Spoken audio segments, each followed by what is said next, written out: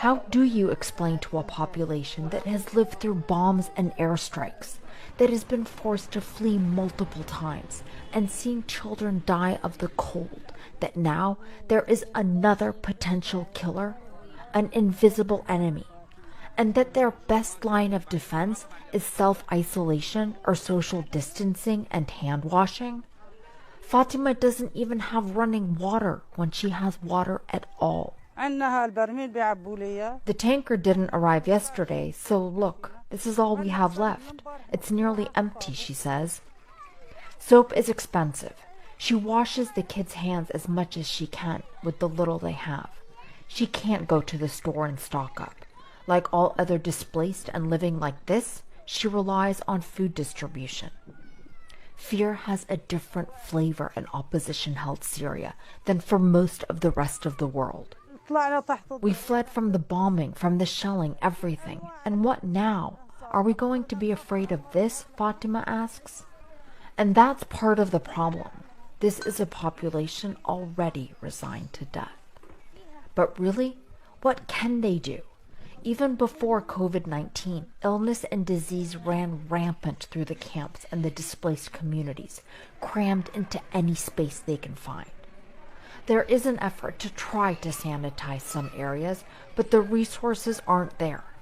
There is one lab here, but no test kits yet, although they are expected to arrive. By Skype, we got in touch with Dr. Munder Khalil with the Idlib Health Directorate. We think that the number of people will die in this area will be more than 100,000 people at least in this area. Because he fears a coronavirus tsunami. He says 4 suspected cases emerged from this camp, Atme, a massive sprawling city in its own right. The samples were sent to Turkey, and everyone is terrified of what the results could be. The medical infrastructure has been decimated by years of war that saw hospitals and clinics deliberately targeted. First world countries are struggling to handle COVID-19, but what they have is a luxury compared to what is here.